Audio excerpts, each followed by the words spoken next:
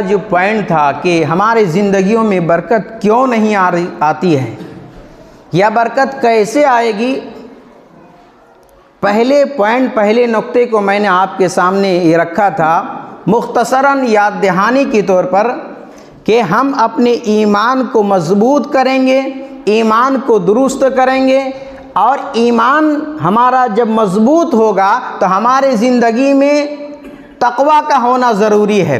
ایمان اور یہ تقوی، یہ دونوں چیزیں جب ہماری زندگی میں پائے جائیں گے تو پھر اللہ تبارک و تعالیٰ کا وعدہ ہے وَلَوْ أَنَّ أَهْلَ الْقُرَىٰ آمَنُوا وَاتَّقَوْا لَفَتَحْنَا عَلَيْهِمْ بَرَكَاتٍ مِّنَ السَّمَاءِ وَالْأَرْضِ۔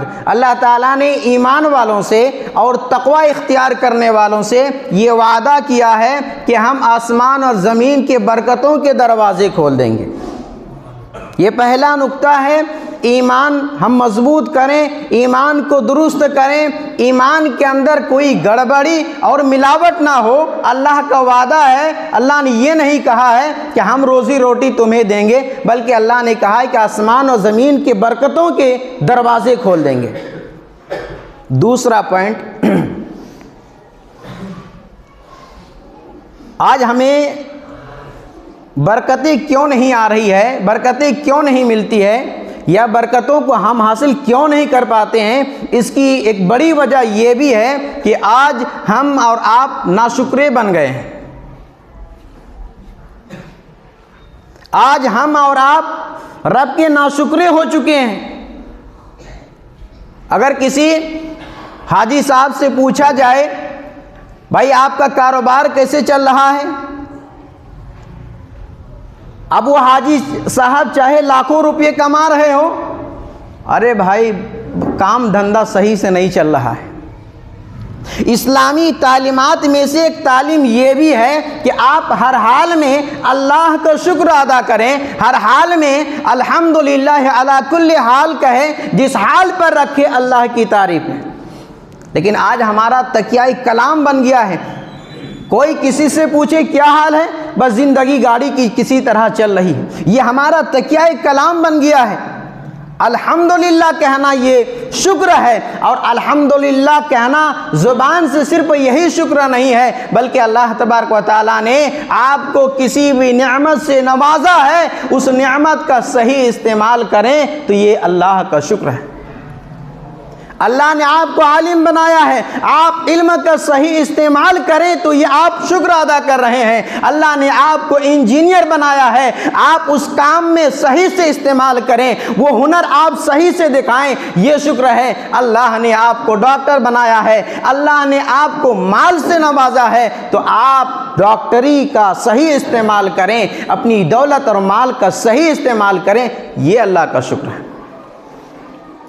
آئیے دیکھیے قرآن سے، آپ سب نے حضرت سلیمان علیہ السلام کا نام سنا ہوگا۔ اللہ تبارک و تعالیٰ نے اتنا بڑا پاور عطا کیا تھا جو کسی کو نہیں دیا، بادشاہ بنایا اللہ تعالیٰ نے، نبی بھی بنائے، اتنا بڑا پاور کہ حضرت سلیمان علیہ السلام کے کنٹرول میں جنات بھی تھے، ہوائیں ان کے کنٹرول میں تھی، جدھر چاہتے تھے ہوائیں ادھر چلنے لگتی تھی، جانوروں اور پرندوں کی بولیاں سمجھتے تھے۔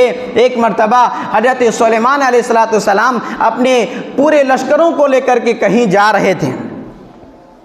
اب لشکروں کا جب گزر ہوا ایک چیوٹی کی وادی سے،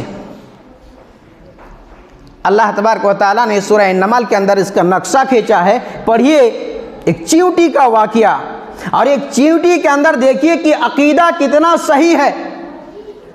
جب اس وادی سے حضرت سلیمان اپنے لشکروں کو لے کر کے گزرے تو اللہ نے فرمایا قالت نملۃ یا ایھا النمل ادخلوا مساکنکم، ایک چیوٹی نے کہا اپنے سارے چیوٹیوں سے کہ اے ساتھیوں، اے چیوٹیوں، اپنے بلوں میں، اپنے گھروں میں داخل ہو جاؤ، لا یحطمنکم سلیمان وجنودہ، کہیں ایسا نہ ہو، کہیں ایسا نہ ہو کہ بے شعوری میں، کہیں ایسا نہ ہو کہ بے خبری میں، لاشعوری میں سلیمان اور اس کا لشکر تمہیں روندھ ڈالے۔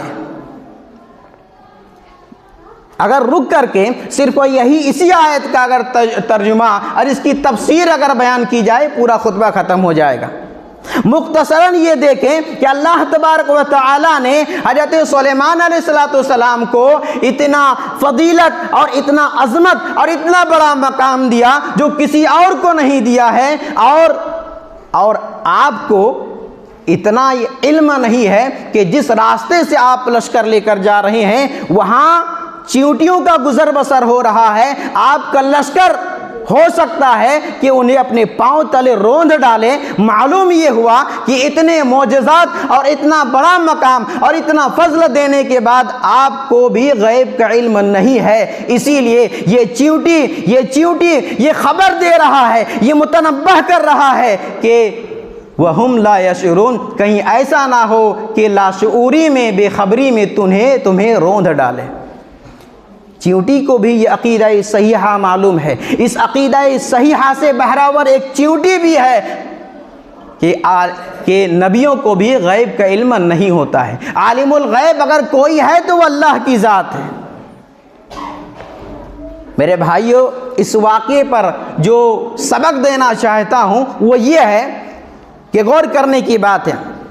سلیمان علیہ السلام چیونٹی کی بات کو سنتے ہیں، سمجھتے ہیں۔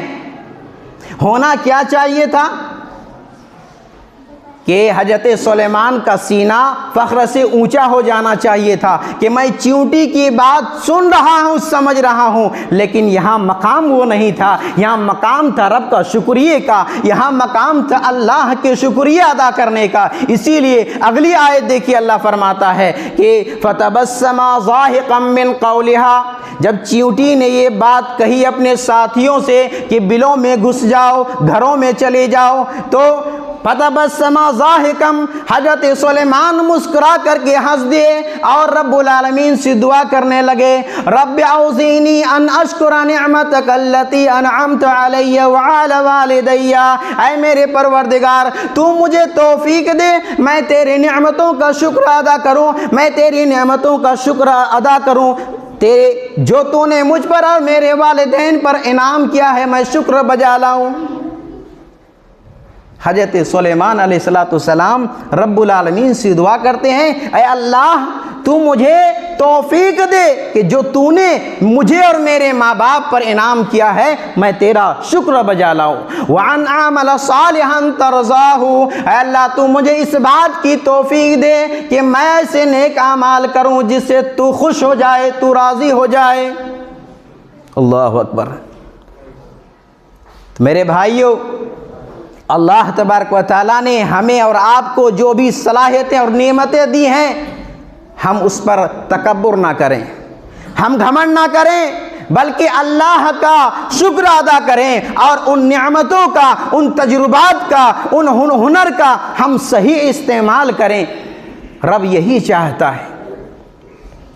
جس بستی کے اندر ناشکری پیدا ہوتی ہے وہاں اللہ کا عذاب آتا ہے، جس قوم کے اندر ناشکری پیدا ہوتی ہے وہاں رب کا عذاب آتا ہے۔ آپ اٹھائیے سورہ نحل آیت نمبر 112 پڑھیے، اللہ تبارک و تعالیٰ نے فرمایا وَضَرَبَ اللَّهُ مَثَلًا قَرْيَةً كَانَتْ آمِنَةً مُطْمَئِنَّةً يَأْتِيهَا رِزْقًا مِّن رِزْقِهَا يَأْتِيهَا رِزْقًا رغدا من رزقها۔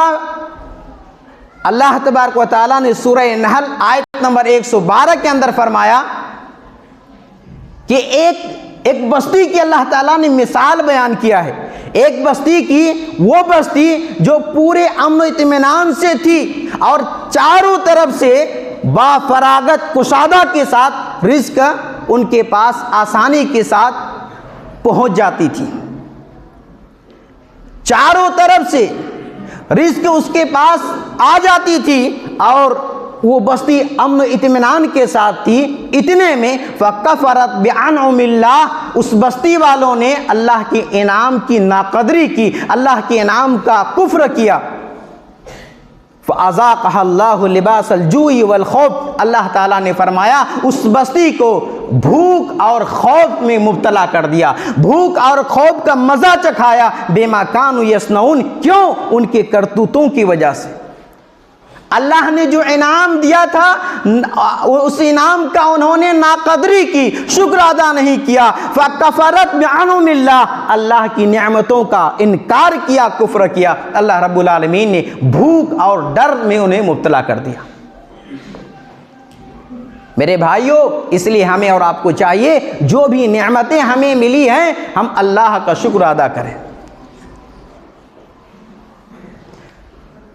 تیسرا پوائنٹ دیکھیے کہ ہم اگر برکت حاصل کرنا چاہتے ہیں، ہم چاہتے ہیں کہ ہماری زندگی میں برکت ہو، تو ہمیں چاہیے کہ ہم لین دین کے معاملات کے اندر صفائی پیدا کریں، لین دین کے معاملے میں صفائی پیدا کریں۔ آپ کے سماج میں، آپ کے آس پاس، آپ ہی کے پڑوس میں رہنے والے ایسے لوگ مل جائیں گے جن کی باتیں بڑے لچھے دار ہیں، جن کی باتیں بڑے لچھے دار ہوتے ہیں، دین کا کوئی پروگرام مس نہیں کرتا ہے، جبل پور ہو آس پاس کے جو بھی دینی پروگرام ہو اٹینڈ کرتا ہے، 5 ٹائم کی نمازی ہے، لیکن لین دین کا معاملہ گڑبڑ ہے، معاملات ٹھیک نہیں ہے، بے ایمان ہے، فراڈ کرتا ہے، دھوکہ دھڑی کا معاملہ کرتا ہے، کوئی چیز خریدتا ہے تو جھوٹ بول کر کے، کوئی چیز بیچتا ہے تو جھوٹ بول کر کے وہ اس وقت نفع تو کما لیتا ہے لیکن برکت کو حاصل نہیں کر سکتا ہے۔ اٹھائیے صحیح بخاری، اللہ کے نبی صلی اللہ علیہ وسلم نے فرمایا البیعان بالخیار لم یتفرقا، خرید و فروخت کرنے والے کوئی سامان خریدا ہو، بیچا ہو، اور جب تک وہ دونوں الگ نہ ہو، دونوں کو اختیار ہے اس بے کو یا تو رکھے یا پھسک کر دیں۔ سامان لیا ہے کسی نے کسی کے پاس، جب تک وہاں موجود ہے ریٹرن کرنے کا وہ حق رکھتا ہے، لیکن الگ ہو گیا ہو تو پھر یہ ضروری نہیں کہ سامان وہ لوٹا دے اور یہ لوٹائیں، یہ ضروری نہیں ہے۔ آگے اللہ کے نبی صلی اللہ علیہ وسلم فرماتے ہیں فَإِن صَدَقَا وَبَيَّنَا، خرید اور فروخت میں خریدنے والا بھی بیچنے والا بھی، جتنے کاروباری ہیں اس حدیث کو اچھی طرح ذہن نشین کر لیں۔ اللہ کے نبی صلی اللہ علیہ وسلم فرماتے ہیں آج ہم کام دھندا کر رہے ہیں، محنت کر رہے ہیں، لیکن ہمارے کاروبار میں برکت نہیں ہے۔ کیوں نہیں ہے؟ اللہ کے نبی صلی اللہ علیہ وسلم فرماتے ہیں فَإِن صَدَقَ وَبَيَّنَا، اگر معاملات میں خریدنے والے بیچنے والے دونوں سچ بولتے ہیں، سچائی کا اختیار کرتے ہیں، وَبَيَّنَا، اور ہر بات کو صاف صاف واضح بیان کر دیتے ہیں۔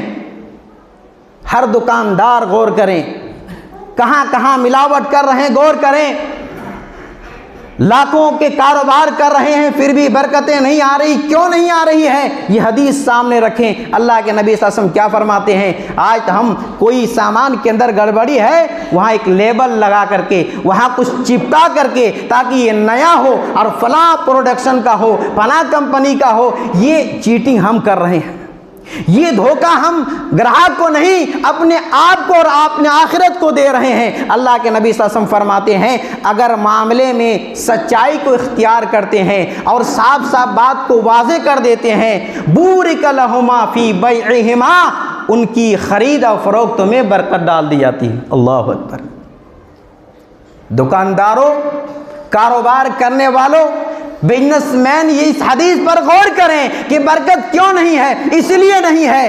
آگے اللہ کے نبی صلی اللہ علیہ وسلم فرماتے ہیں وَإِن كَتَمَ وَكَذَبَ، لیکن خرید و فروخت کرتے وقت اگر کسی چیز کو چھپایا، کوئی عیب ہے اس کو چھپایا یا جھوٹ بولا، فَمُحِقَتْ بَرْكَتُ بَيْعِهِمَا، اللہ کے نبی صلی اللہ علیہ وسلم فرماتے ہیں پھر اس خرید و فروخت میں برکت کو مٹا دی جاتی ہے۔ برکت کیوں نہیں ہے ہماری زندگیوں میں، کاروبار میں؟ اس لیے کہ ہم جھوٹ سے کام لیتے ہیں، ہم ملاوٹ سے کام لیتے ہیں، ہم فراڈ کرتے ہیں، ہم دھوکہ دھڑی کا معاملہ کرتے ہیں۔ آج دکانداروں نے اور اکثر کاروبار کرنے والوں نے ایک معمول بنا لیا ہے، ہم جھوٹ نہیں بولیں گے، ہماری دکان نہیں چلے گی، ہمارا کاروبار نہیں چلے گا۔ میرے بھائیو، یہ آپ کی سوچ غلط ہے، یہ دماغ میں جو بیٹھا رکھے نا، یہ فطور ہے، یہ غلط ہے۔ آج حالات کیا ہے جانتے ہیں؟ ایک سامان سامنے کوئی کسٹمر آیا، اس کو بیچنا ہے، آپ بیچیں، کوئی بھی سامان ہو 50-100 میں منافع کر کے بیچے، کوئی رکاوٹ نہیں ہے، لیکن اب ایک چیز ہے، آپ سامنے والے کو اللہ کا واسطہ اور قسم دے کر کے یہ بتا رہے ہیں کہ یہ 180 روپیہ کی لاگت ہے۔ اب سامنے والا کسٹمر گراہک وہ یہ سوچ رہا ہے کہ داڑھی ہے، چہرے پر ٹوپی ہے، مسلمان ہے، عبداللہ عبد الرحمن نام ہے، اعتبار کرتے ہیں جب 180 کا انہوں نے لاگت لگائی ہو تو یہ ظاہر سی بات ہے 190 یا 200 سے کم دے گا نہیں، وہ بھی سوچتے ہیں کہ چلو 10-20 روپیہ ان کو کمانے دیتے ہیں، لیکن حقیقت کیا ہے کہ وہ چیز 100 روپیہ کی ہے۔ میرے بھائیوں، یہ جھوٹ بولنے کا طریقہ آپ نے کہاں سے سیکھا ہے؟ آپ 100 روپیہ کما رہے ہیں، کمائیں شوق سے، لیکن اللہ کا واسطہ دے کر کے اور جھوٹی قسمیں کھا کر کے نہ کمائیں۔ اللہ کے نبی صلی اللہ علیہ وسلم فرماتے ہیں، صحیح مسلم کی حدیث ہے، فرماتے ہیں کہ ایاکم وکثرت الحلف فی البیع، کاروباریوں سے اللہ کے نبی صلی اللہ علیہ وسلم نے فرمایا ایاکم کثرت الحلف فی البیع، کہ خرید و فروخت میں، کاروبار میں، بیع و شراء میں، کاروبار کرتے وقت تم بہت زیادہ قسمیں کھانے سے بچو۔ یہاں جھوٹ کی کوئی گنجائش نہیں، اللہ کے نبی صلی اللہ علیہ وسلم نے فرمایا کہ بہت زیادہ قسمیں نہ کھایا کرو۔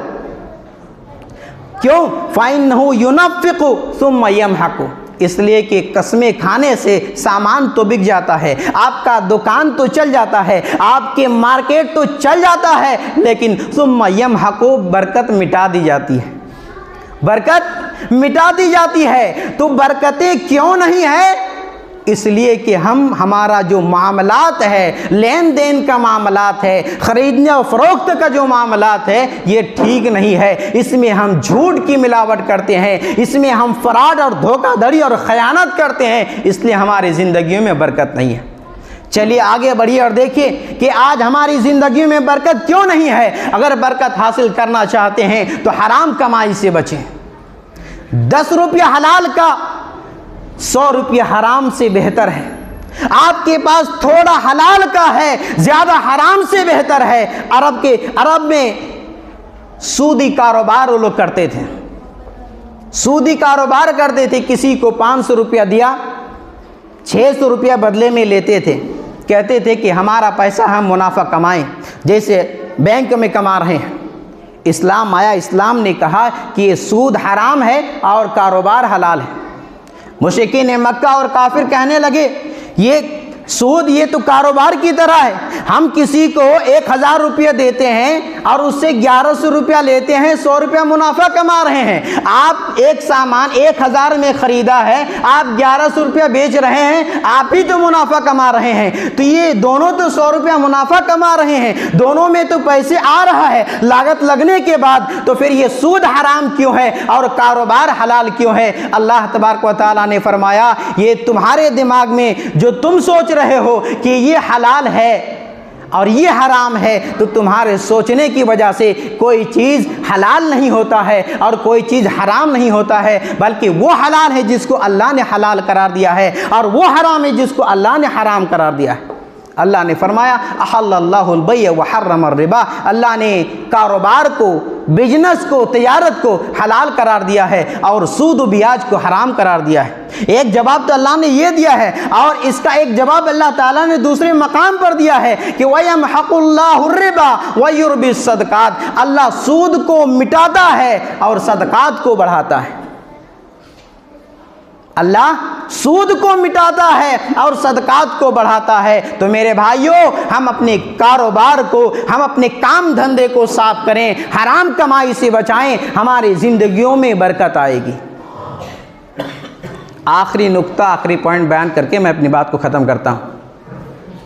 اگر ہم چاہتے ہیں کہ ہمارے زندگی میں، ہمارے کاروبار میں، ہمارے گھر میں برکت کا حصول ہو، برکتوں کا نزول ہو، ہمیں برکت ملے، تو ہمیں چاہیے کہ ہمارے جو رشتے ہیں، رشتہ جوڑنے سے، رشتہ داری نبھانے سے، رشتوں میں بھلائی کا کام کرنے سے، رشتہ داریوں کے سکھ دکھ میں شریک ہونے سے آپ کے مال میں، کاروبار میں، زندگی میں برکت پیدا ہوتی ہے۔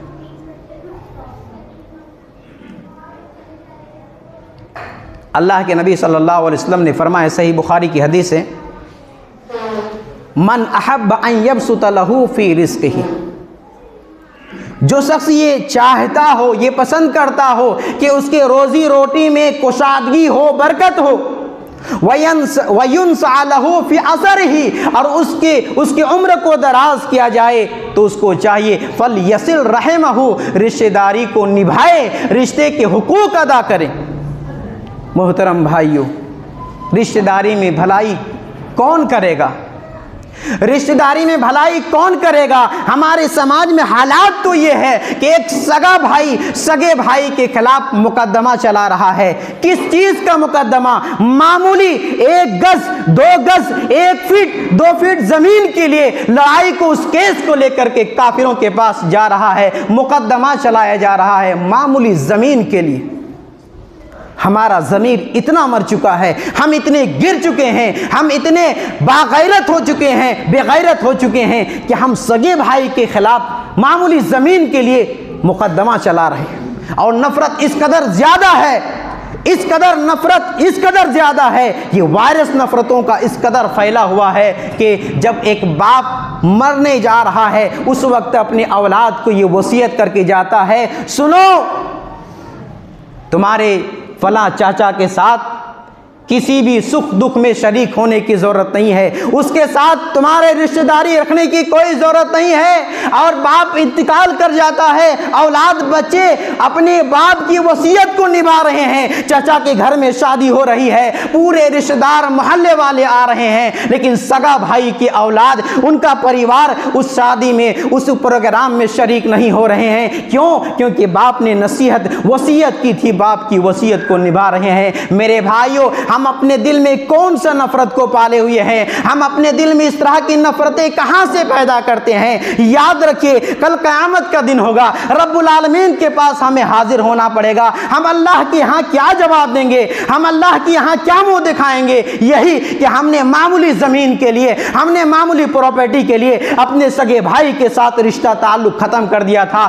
آج حالات یہ ہے، معمولی زمین و جائیداد کے لیے سگا بھائی بہن کے ساتھ بات چیت بند ہے، ادھر نمازی ہے، ادھر حاجی ہے، ادھر غازی ہے، ادھر زکوٰۃ دینے والے ہیں، لیکن حالات یہ ہے کہ باپ کے ساتھ کئی مہینوں سے بات چیت بند ہے، بہن بھائی کے ساتھ رشتہ داری ختم کر چکا ہے۔ میرے بھائیوں، ہم سب اپنی اپنی اصلاح کر لیں، ہم سب اپنی اپنی اصلاح کر لیں، ورنہ یہ ہماری نمازیں ہمارے منہ پر مار دی جائے گی، ہمارے روزے خراب ہو جائیں گے، ہمارے حج و زکوٰۃ برباد ہو جائیں گے۔ حقوق العباد کو اگر ہم نے ادا نہیں کیا تو یاد رکھیے یہ ساری عبادتیں ہمارے کسی کام کے نہیں آئیں گے۔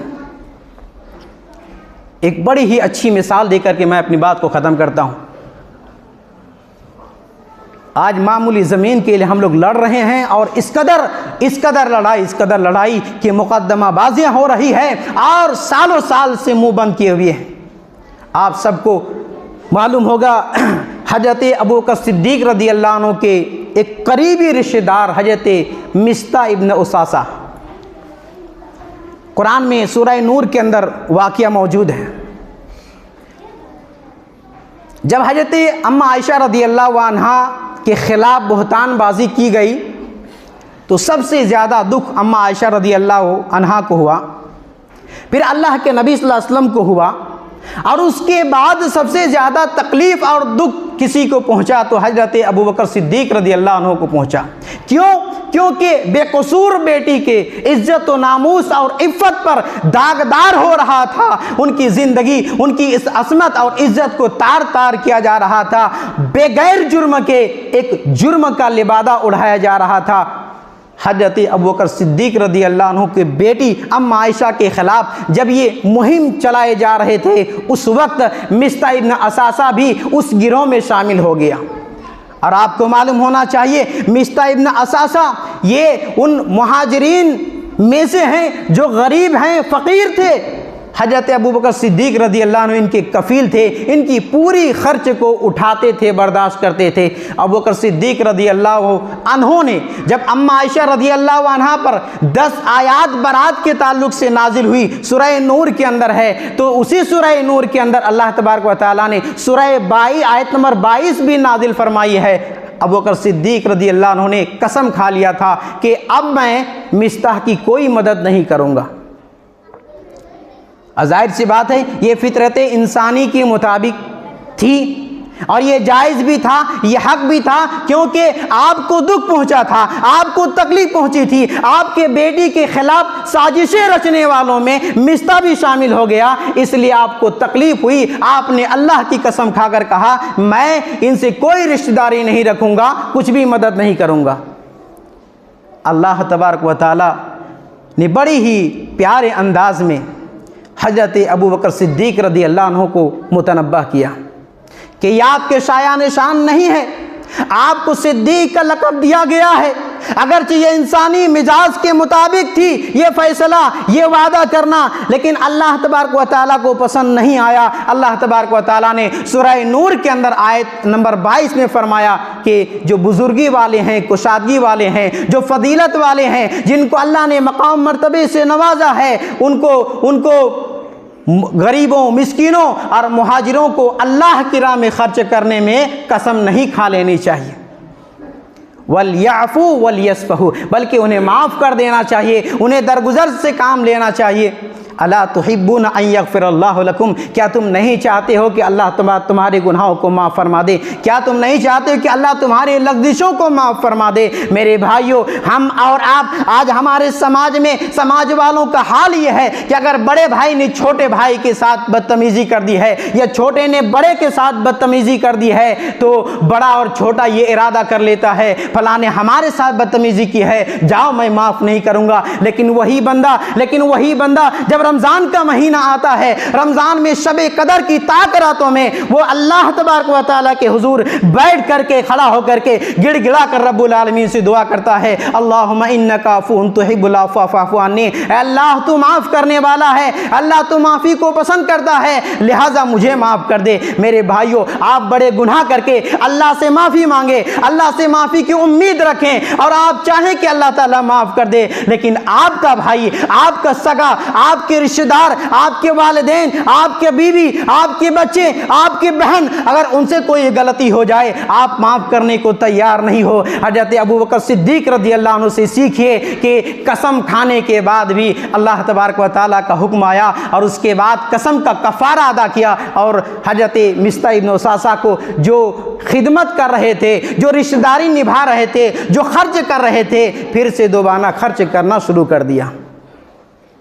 میرے بھائیوں، یہ زمین جائیداد لے کر ہم میں سے کوئی جانے والے نہیں ہیں، اس لیے ان معمولی زمین جائیداد کو لے کر کے ہم اپنی آخرت کو برباد نہ کریں۔ ہم اپنے آخرت کو اور قیامت کے دن میں جو سختیاں ہیں اس تکلیف سے بچنا چاہتے ہیں تو ہم اپنے اعمال کی درست کرنے، لین دین کا معاملہ ہمارا صحیح ہو۔ میرے بھائیوں، یہ چند باتیں میں نے آپ کے سامنے پیش کیا ہے۔ اللہ تبارک و تعالیٰ سے دعا ہے اللہ تعالی ہم سب کو ان تمام باتوں پر غور فکر کرنے اور عمل کرنے کی توفیق عنایت فرمائے۔ اللہ ہمارے آپس کے معاملات کو درست کر دیں۔